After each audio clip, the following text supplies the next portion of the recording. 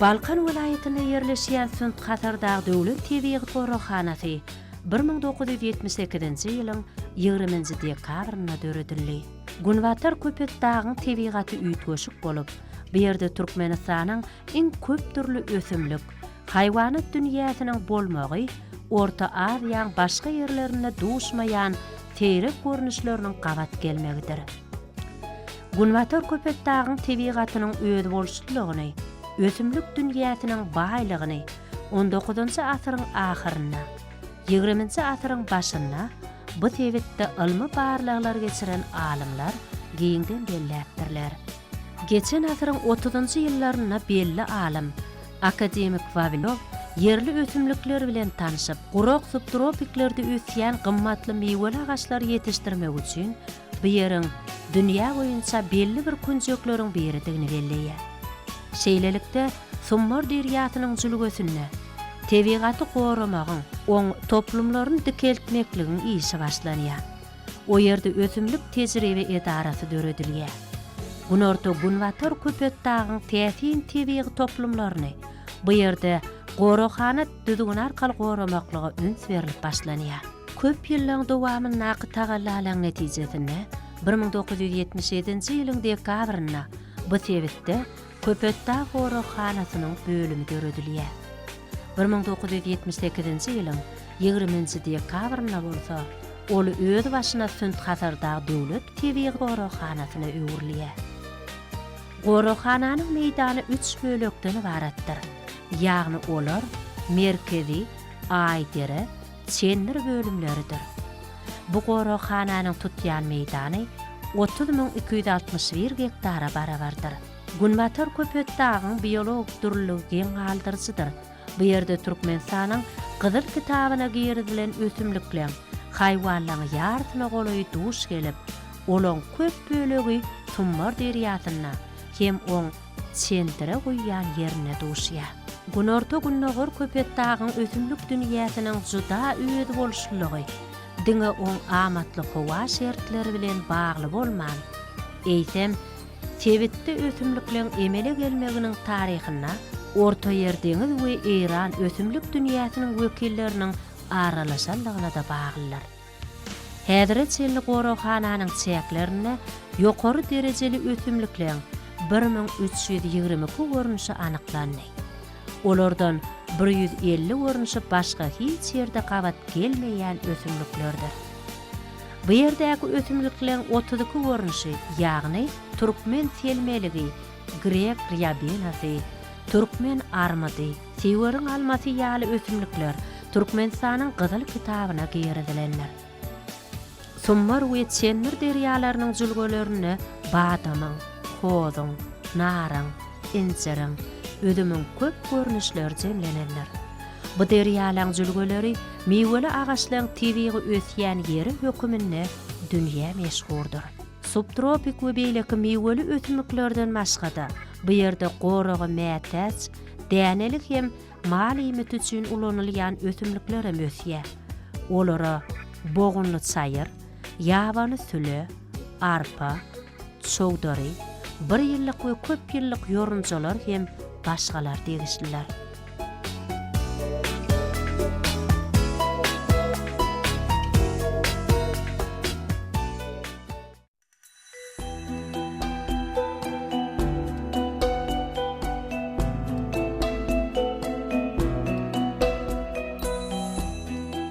Dünýäde diňe şu gorahanada ösýän 1938-nji ýylda Türkmen tejribe edarasyna ýolbaşçylyk eden Medgirýowa tarapyndan dünýä ilmine belledilen Türkmen selmeligi täsin ösümlikleriň biridir. Türkmen selmeligine ýakyn şu ugro degişli Orta Ýer deňiz görnüşleri adamlara gadymy döwürlerden bäri belli bolup, yerli tebipler dürlü kesellere garşy hem hökümine ulanyp gelipdirler. Bu täsin ösümlik dermanlyk madalaryň çeşmesidir. Selmeligiň ilmi taýdan soňgur öwrenilmegi, oň gadymy döwürlerden bäri bejeriş usullarynyň tapylmagyna getirmegi mümkin. Häzir gorahanada bu gymmatly ösümligiň 400 golaý düýbi goralyp saklanylýar.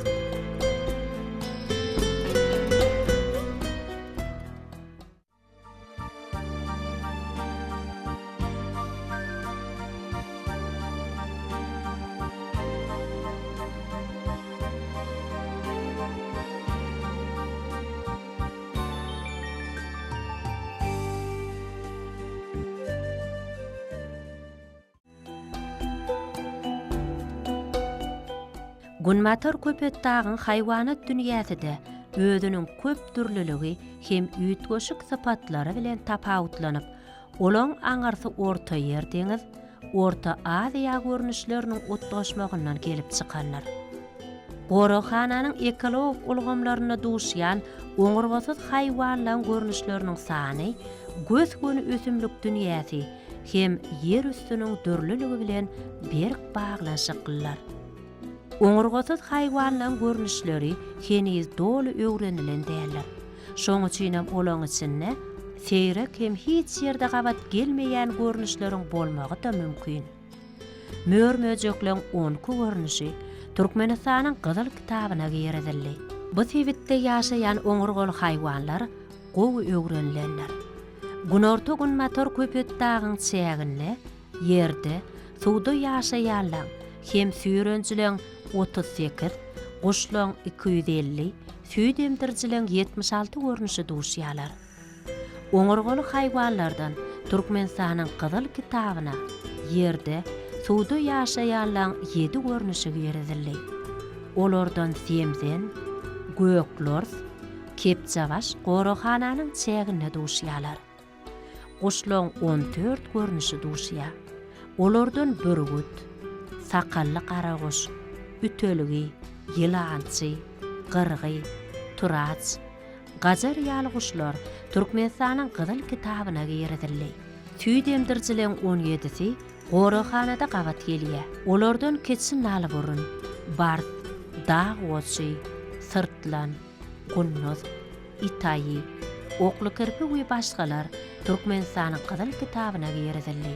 20-nji asyryň dowamyna tebigi gurşawyň üýtgemegi netijesinde soňky 100 ýyllykda Tebitde ýitenkirlän Turan gaplanyna Buhara soğununa duş gelmeýär diýen ýaly. Yetmek howpa abanýan sırtlan, bars, dağ oçy ýaly haýwanlar häzirki wagtda goroxanada berk gödegçiligi alyndy. Summar jülgesinde goroxananyň çägi bilen serhetde ýaşaýan ilatly ýerde bu maksatnama tinag edilýär. Eger bu geçirilýän tinag netijeli bolsa, onda ýurdumyzyň başga ýerlerinde de bu ajaýyp haýwanyň ýaşaýan ýerlerine hem ornaşdyrylýar. Ýabany toýnaklaryň baş tanyny goramak hem dikeltmek, daglanmadan bedegi bolan barsy saklamagyň geregidir. Häzirki wagtda bu goroxanada az sanly bolan sakally garaguş, gara leglek, ýylançy gyrgy, turaç ýaly guşlaryň sanyny köpeltmek ugrunda uly işler alınıp barylýar. Geçen asyryň başlaryna bu sebitde ýok bolmak howpa abanan gulanlary dikeltmek üçin goroxanada särelere geçirildi. Bu goroxana 1987-nji, 1988-nji ýyllarda Magtumguly etrap merkezinden 40 kilometr çemesi Gunmatarda Sakan diýen ýeriň goloýundaky pes daglyk ýerlere batgyzdan 40-dan gowrak gulan getirilip goýberildi. Gulanlar bu ýere tiz uýgunlaşyp, geçen ýyllaryň dowamyna olaň baş sany artdy. Gunmatar Türkmenistanyna gulanlary dikeltmek işleri häzir hem dowam etdirilýär. Goroxananyň ilmi bölüminiň işgärleri ýylyň bütün dowamyna goroxanada hem oň töweregindäki ýerlerde tebigatyň hadiselerini gödegçilik geçirýärler. Goroxana döredilen gününden başlap, ona ýetip ýok bolup barýan haýwanlar köpeltmek ýola goýuldy. Käbir haýwanlaryň biologiýasy çuňur öwrenilýär. Şu wagtda çenli bu ýerde gulanlar, jereller we guşlaryň dürli görnüşleri saklandy. Häzirki döwürde bu ýerde part tülgüni, turaç saklanylýar. Olaň ýöriteleşdirilen ýerlerde saklanyşyna gödegçilik edilýär. Oğuşlar köpeltip, ätýaşlyk baş tanyny döredip, geljekde tebigata goýbermek maksat edilýär. Az sanly haýwanlaryň köpeldilýän ýeri goroxananyň merkezi mülkünde Parhaýda ýerleşýär. Bu ýere gedelençe gelýärler, bu ajaýyp ýeri öz gözleri bilen görüp lezzet alýarlar. Ýurdumyzyň öz boluşly sebiti bolan Gunmatar köpet dağyň tebigi toplumlaryny goramak hem öwrenmek boýunça goraxananyň işgärlerini geçirýän işleri bilen tanışýarlar.